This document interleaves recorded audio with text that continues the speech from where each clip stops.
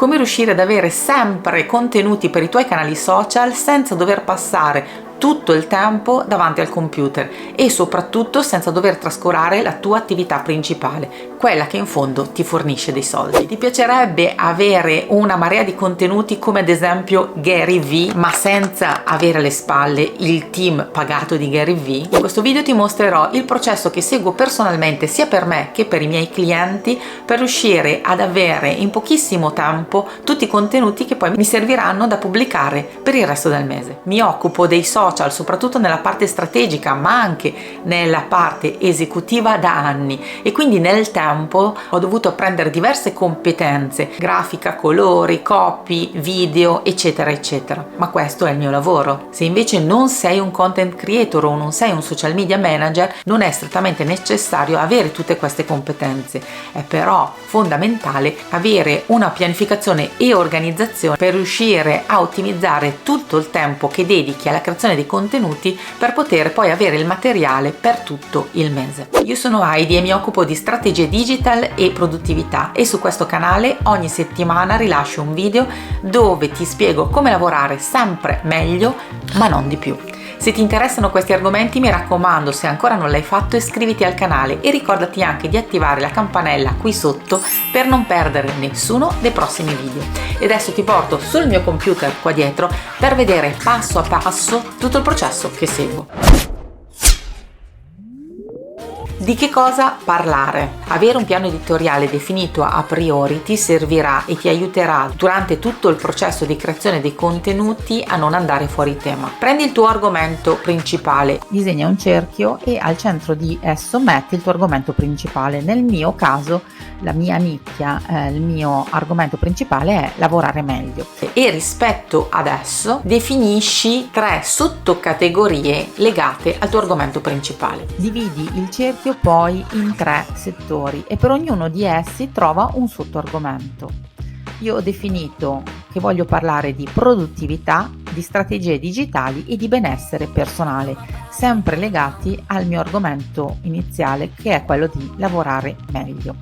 Per ognuno di questi sottoargomenti vado a definire delle aree che mi aiuteranno poi a trovare i contenuti. Quindi che cosa faccio? Parlerò di falsi miti ed errori, di processi e di sistemi. Andrò a prendere degli esempi e a raccontare dei casi studio, rispondo alle domande che mi vengono fatte direttamente o che trovo all'interno della ricerca che faccio prima di iniziare tutto questo lavoro.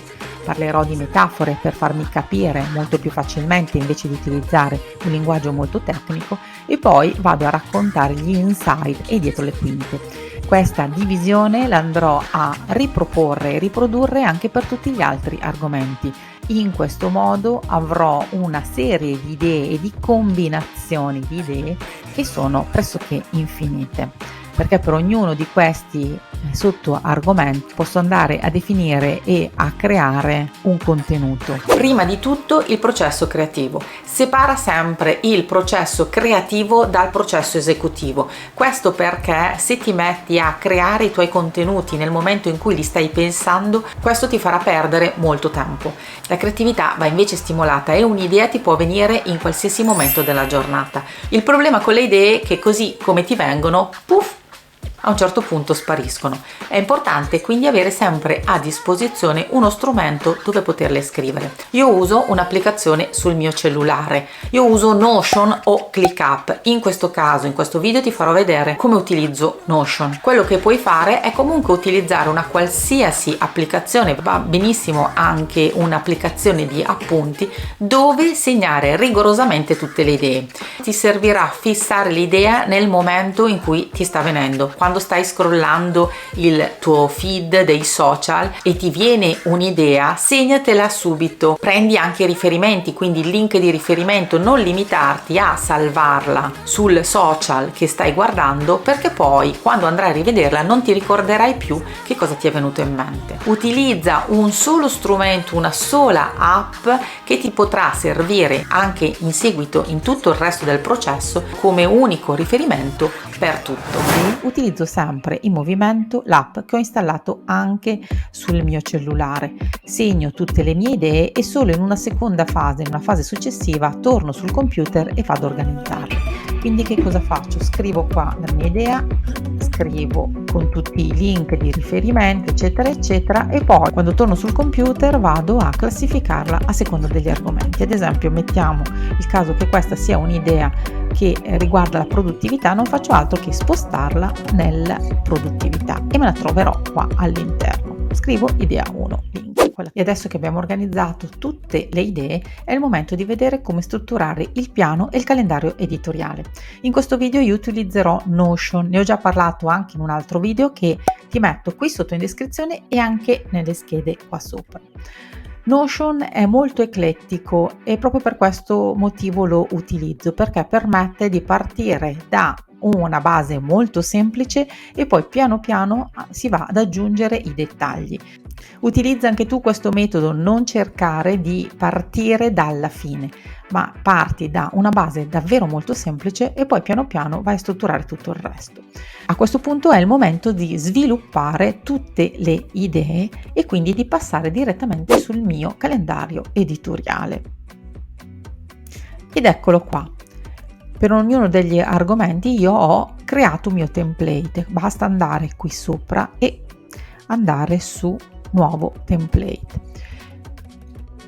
Io ho definito gli argomenti, produttività, volo, strategie digitali, eccetera, eccetera, i canali di distribuzione, quindi Instagram, TikTok, YouTube Short, Facebook, LinkedIn, Google Maps, la data di pubblicazione, il tipo di formato, cioè se è un video, se è un testo o una grafica, e lo stato che mi indica a che punto è il contenuto, se a livello di idea, se è stato preparato o se è già stato completato e quindi già pubblicato. Andiamo a vedere uno dei template che ho già preparato, ad esempio questo della produttività. Vado ad utilizzarlo, io ho già predefinito alcune caratteristiche in modo da non doverle inserire tutte le volte. Qui vado a scrivere il titolo del mio contenuto, del mio post, e poi qua il contenuto. Questo non sarà già il contenuto definitivo, ma sarà uno sviluppo un pochino più approfondito della idea che ho già inserito. Se ho già degli elementi che andrò a scrivere tutte le volte, li inserisco già qui all'interno. Qui è il link al mio template grafico che ho già preparato e che vediamo tra un attimo, e poi qui invece il post definitivo dove ci sarà il testo che dovrà essere pubblicato. Ho inserito anche un vademecum per quanto riguarda la pubblicazione sui vari canali. Qui all'interno ci sono ad esempio le dimensioni, come andare a pubblicarlo. Nel caso di Facebook e di Instagram, ad esempio, io utilizzo il Creator e quindi inserisco direttamente il link. L'idea è quella di utilizzare un unico strumento, in questo caso Notion, dove posso trovare tutte le informazioni che mi servono per poter svolgere il mio lavoro, quindi tutti i link di riferimento, tutte le informazioni necessarie, senza dover continuamente passare da uno strumento ad un altro. Una volta completato tutto il mio post, mi basterà indicare lo stato, a questo punto è preparato, la data in cui voglio che avvenga la pubblicazione, ad esempio il 14, i canali sui quali voglio che venga pubblicato, e vado a chiuderlo. Non ho bisogno di salvarlo perché Notion salva direttamente. A questo punto, se io vado a visualizzare i miei contenuti non in formato tabellare, ma vado a vedere il calendario, posso vedere che qui trovo il mio nuovo post. I template sono fondamentali perché mi permettono di risparmiare moltissimo tempo. Quindi ho un template per quanto riguarda tutta l'organizzazione su Notion, ma ho anche dei template grafici che ho già preparato per tutti i miei post. Ognuno dei template avrà al suo interno i colori e i font del brand, e poi ovviamente di volta in volta, a seconda delle modifiche delle piattaforme social, verrà aggiornato.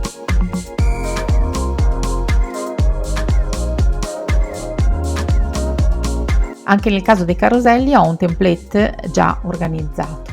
Se ti interessa capire come poter realizzare un carosello di questo tipo, ti lascio qui sotto in descrizione il link al video dove ti spiego come utilizzare degli strumenti gratuiti per poter fare qualche cosa di questo genere. Il passo successivo, dopo aver pubblicato il tutto, è anche prevedere che cosa andiamo a fare successivamente per poter utilizzare o riutilizzare gli stessi contenuti. Ad esempio, io vado a scrivere degli articoli sfruttando i video, oppure utilizzo alcuni di questi argomenti per inserirli nella newsletter mensile. Quello che andrò a fare è quindi andare ad inserire direttamente il link nella newsletter, in modo da trovarmi già pronte tutte le informazioni che mi servono quando devo andare a scrivere la newsletter. Se ti è piaciuto questo video, lasciami subito un bel like e fammi sapere nei commenti qua sotto quanto tempo sono riuscita a farti risparmiare. Quindi buona settimana, goditi tutto il tempo che sono riuscita a farti risparmiare e noi ci vediamo al prossimo video. Ciao!